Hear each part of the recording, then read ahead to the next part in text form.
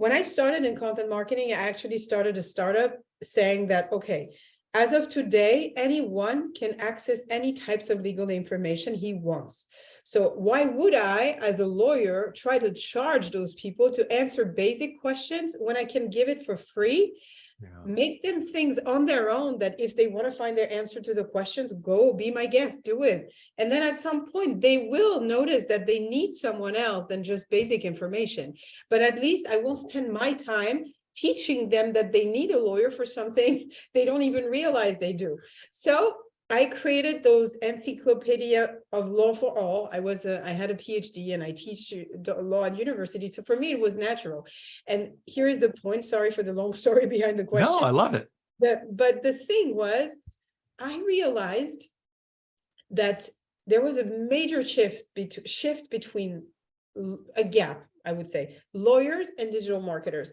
Digital marketers are at the time, and we were back in 2009, were dying to get content, and they understand the value, the economic value of content in their overall digital strategy.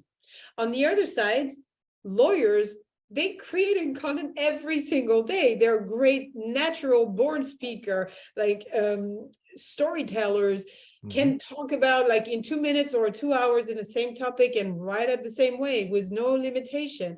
And I said, come on, there has to be a way to connect those two things. And I tend to think that lawyers were the best content marketers ever, as long as they wanted to become one. So that's why I created this whole platform. My question to you is, why is there so few lawyers who understand that they could kill at digital marketing if they wanted to do so? I don't know. I mean, it's crazy when you think about it. And I'm so glad to hear you say that, because I think it's a couple of different things. It's probably the training that we have as lawyers. We don't want to come across and make a mistake. We want to do our due diligence. We want to overanalyze things that don't need to be overanalyzed, right? This isn't a summary judgment motion. This isn't a complicated legal issue. I'm doing a casual interview with you. We're having a conversation. The outcome doesn't, I mean, in the scheme of life, I want the outcome to be great. I want people to really enjoy this content. But let's just say you're having a bad day, I'm having a bad day, and the interview doesn't go well. You know what? The sun's going to come up tomorrow. It's good. Life goes on. I'm not worried about it. It's not like we're losing a case. But here's the thing. What I have noticed is when you have the right people creating content together, magic happens. And so I think the first thing is lawyers are afraid of looking bad, of saying something, putting their foot in their mouth, and there's no need for that, right?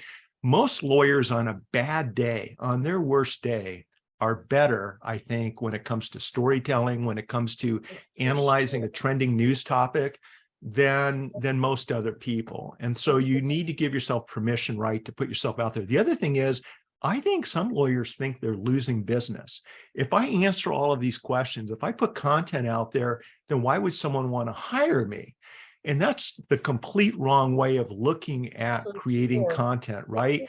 What happens is if you add value, people start to know, like, and trust you. People start to look at you as the perceived go-to expert in that area. And on the simple things, sure, they can now, for example, go to ChatGPT and get a great answer, generally speaking, to most of the basic legal questions. Frankly, even some of the more complicated legal questions, right? Google too. But what happens is most consumers don't want to do it themselves.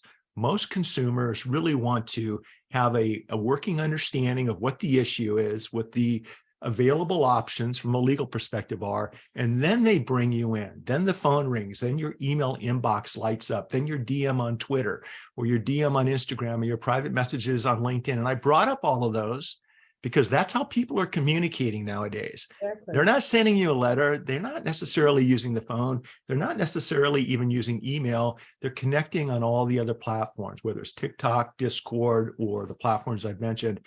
And they reach out to you to retain you, to help them take that legal issue, over the hump, to help them get sleep at night. So I think for all of those reasons, we're not seeing a lot of people embrace and leverage the power of this technology. And I think when we're looking at Web3 AI and the metaverse. You know, meeting clients in a beautiful virtual conference room, which has been a big hit with our clients, by the way, right? Not a lot of lawyers are doing that.